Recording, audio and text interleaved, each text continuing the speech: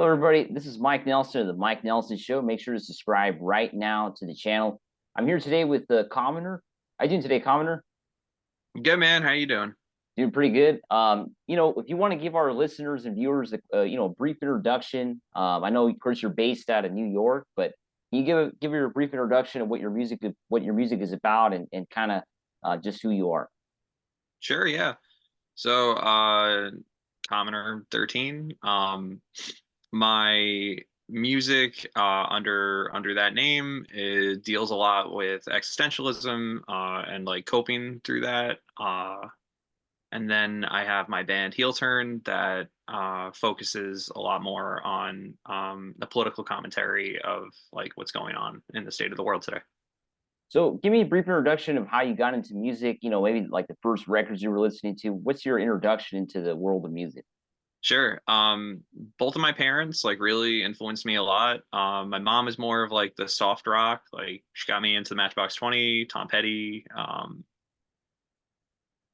lot of alternative like 90s music. And then my dad set me off with like Van Halen and Motley Crue. So a lot of like both of those elements are really reflected in my music. I'm not saying that, I'm Eddie Van Halen's a lot of guitar players, God. Myself included, he's up there. So with the commoner music, I tried to like find a nice like bridge of that gap. But as far as like what I grew up on, a lot of Neil Young too, a lot of folk music, um, hair metal, glam metal. When I was like a teenager, 13, 14, I started like branching out and finding my own music that I was into. And like thus kicked off like my metalcore era that like I'm still very much in. Started off with like Bullet for My Valentine, Lamb of God, uh, yeah, yeah, Yeah. So, Whitechapel, Big Band, sorry. yeah, it's all right. So, was the guitar your first instrument?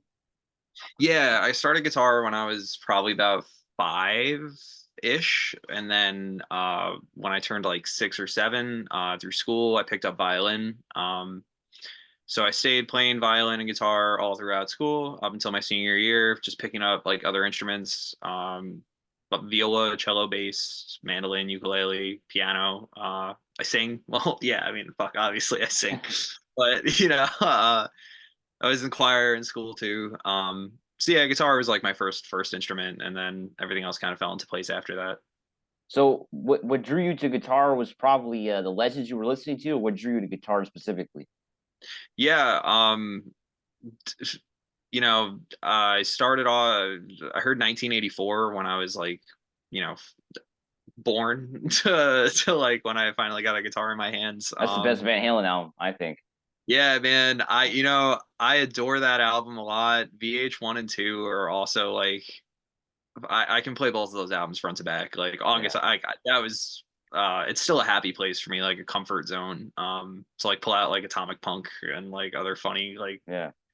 they're excellent. And I love Van Hagar too. Sammy Hagar is a much better vocalist than David Lee Roth is. I don't know if you've seen videos of David Lee Roth singing in Vegas last few years, but I know Sammy Hagar can still sing. Yep. uh, Yeah, and he's got his tequila. yeah, that's true. Yeah, so like listening to those legends really like drew me to it. My old man was really like hard on me about playing guitar and sticking with it. And yeah, I liked the idea. I want to say that like I loved the catharsis of my instrument at that time. I don't know what the fuck I was doing. I wanted to play cool riffs and like hang out with my friends. I still want to play cool riffs and hang out with my friends. But yeah. What was your first break into pro music?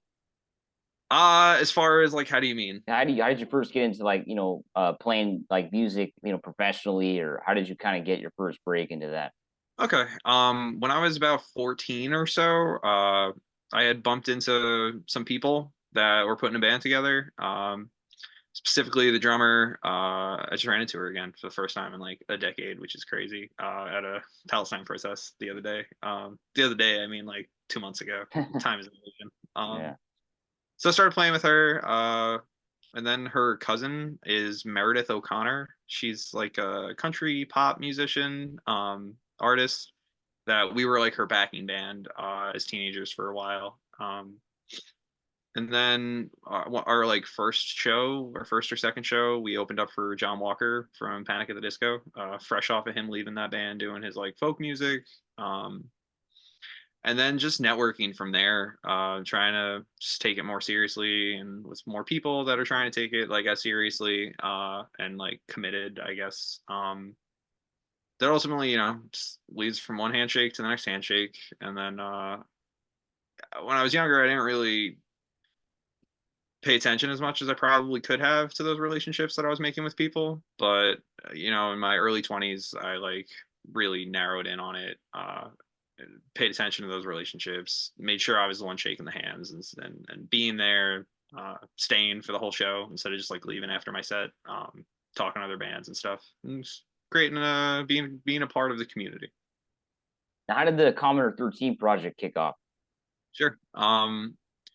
It was born out of a place of like frustration, I guess, that I had. I was playing in a band called Vigilantics.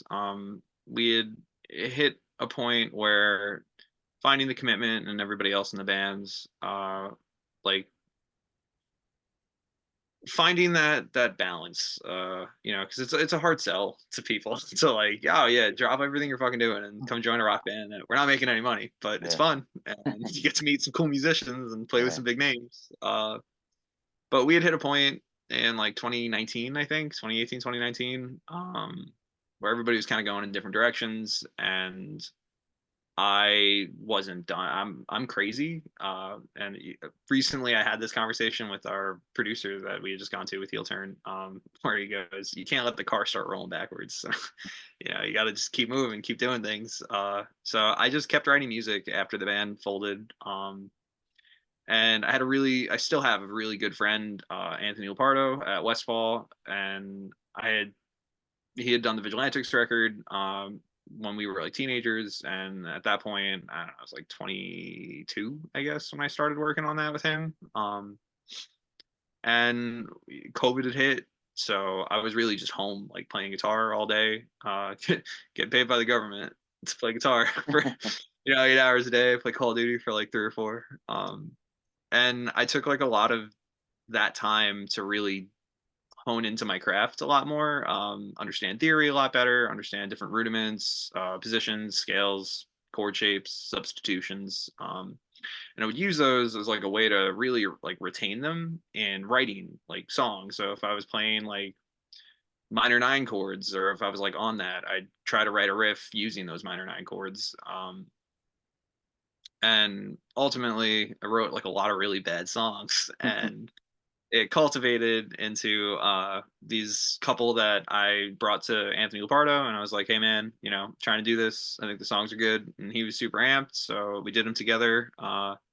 He called in his friend Jacob Umansky, his bass player from Intervals, and came in and played on those songs. And yeah, that was really the beginning of it. I didn't start like gigging like seriously for profit until probably 2022, like late 22, early 23. Leading up to that, I'm used to like going to play for fucking drink tickets and exposure, and have to sell X, Y, and Z tickets to go and get on a show on like a matinee on like a Wednesday.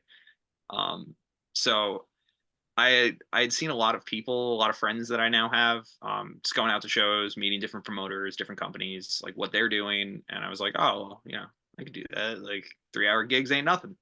I get my nice little songbook, throw in my originals, and that was really, I guess, like when I like stepped into my own as Commoner, as the identity.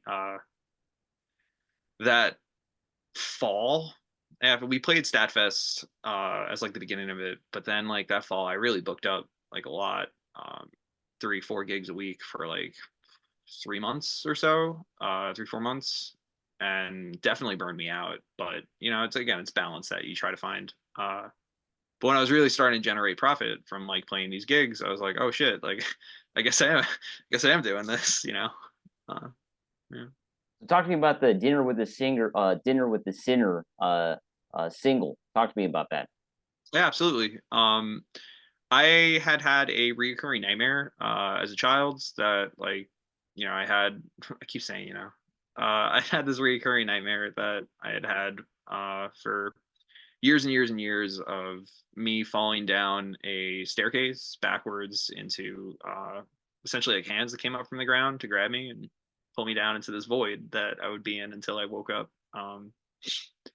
And I had this cool like these cool progressions that I was writing, demoing out at home, pandemic producer, and the lyrics just the folk melody came first, but then the lyrics kind of weaved their way into it, where I had made the song about that reoccurring nightmare. Because I had it again in years after, due to some other like supernatural things that were going on,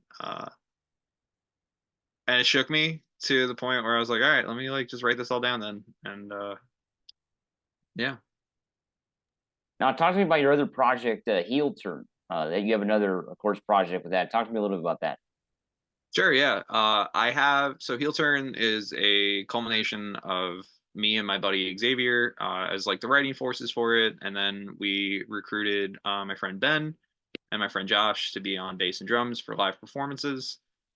Xavier and I had a good chemistry back in our old band, Vigilantics.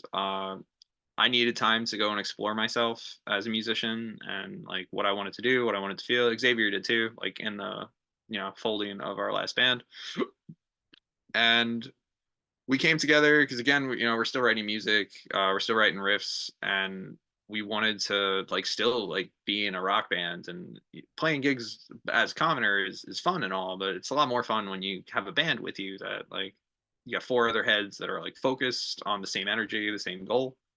So we wrote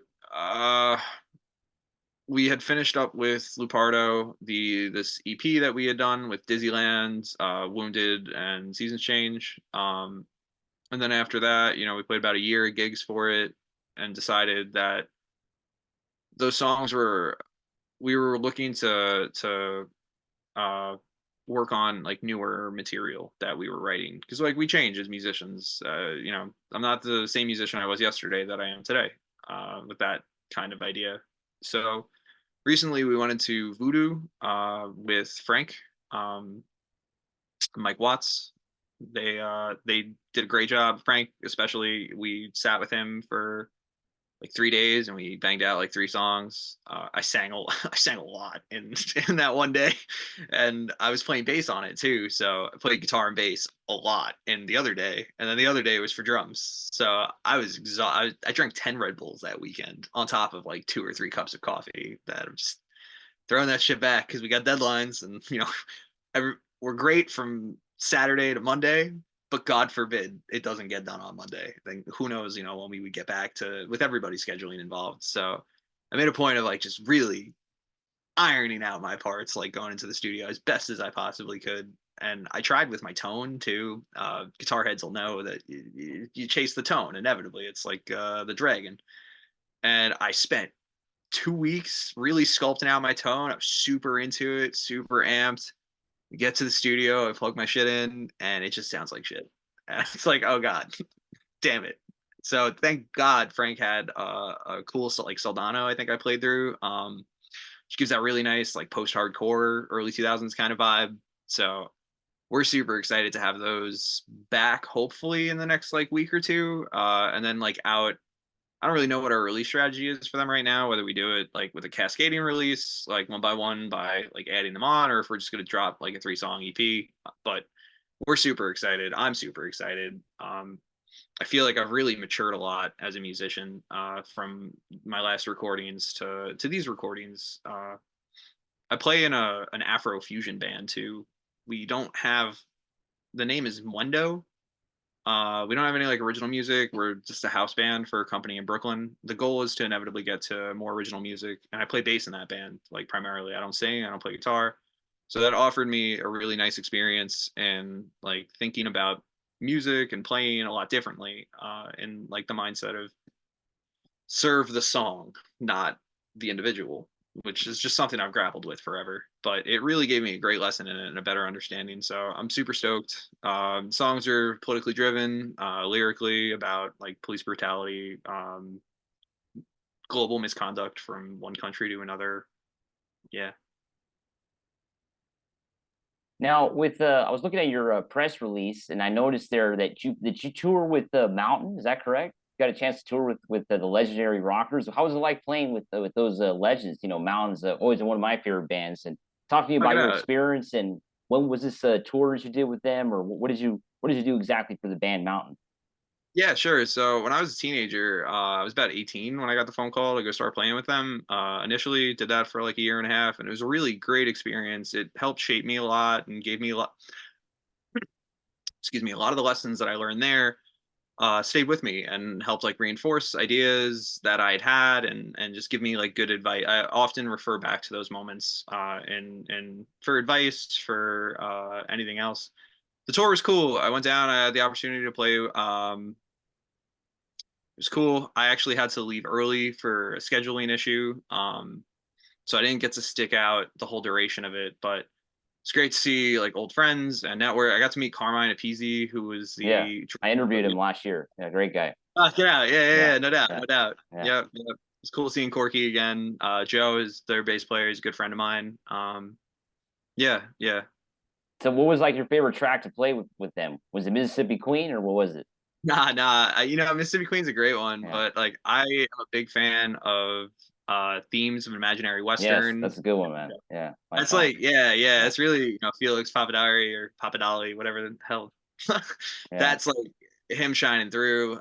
He's an incredible songwriter, and Leslie West is such a legendary musician within himself in his own right. I like that climbing album a lot, and I was a big fan of Wes Bruce and Lang too. It's funny, like when I was younger, I knew Mississippi Queen, but I didn't really know Mountain like that yeah, until I got a call to go start playing with them, and I was like, oh shit, like I gotta go, I gotta go figure this out. yeah, But what a lovely experience it was, like learning all of these songs and trying to put myself in the headspace of Leslie playing them and me like running them back with the recordings or watching old live performances of them. Um, yeah, it was a great time. I'm really looking forward to the next time I get to see Corky and Joe for that matter. yeah. I think for sure Mountain was definitely an innovative band. If you look back at their music, when it was coming out. Yeah, one of the big three like power trios, them and Cream. I mean that's where Felix comes from, and Jack Bruce for that matter. Uh yeah, great musicians, great influence on society as rock and roll is concerned. I mean shit, that was like 69, I think they put that out. Yeah. Crazy. Like we just landed on the moon. We got Mississippi Queen in the bank. Yeah. So, any shows coming up that you can promote for the audience to go check you out? Yeah, absolutely. I'm playing actually the Spotlight this weekend on Sunday. I know it's the Super Bowl, but if anybody's around, I'll be playing Sunday Spotlight night, again. then after the game. Yeah, no, Okay. actually before the game, about Oh, three before the o'clock. game. Okay. Yeah, yeah, because All I right. figured, if people Yeah. get themselves tucked in, Oh yeah, because like, it's 6:30 out in New York, right? For us, it's 3:30. So right, you right. could have played after, but over here, okay. Yeah, Sure, sure. that's right. Yeah. So that I'm playing there again in April, and then it's really just a matter of coming together with my guitar player. We're trying to get on more festivals this year coming up. There's a bunch of promoters that we know that like work in the city putting together. It's like an alt rock, post hardcore-ish band, so we're trying to really get into that niche, into that realm, more than we have been, more than we got the chance to last year. All right. I want to thank you, Commoner. Where can people follow you on Instagram, or where can people find your music just to close it out here? Of course, yeah. You can find me at Commoner13, both Spotify, Instagram, SoundCloud, Facebook. It's pretty streamlined on that. And then my band is Heel Turn Band, I think is our Instagram tag for it. Yeah, Well, I want to thank you, Commoner. It's great talking to you today. it's a pleasure, dude. Thank you so much. Thanks for watching, everybody. Remember to subscribe to the channel. Bye, y'all.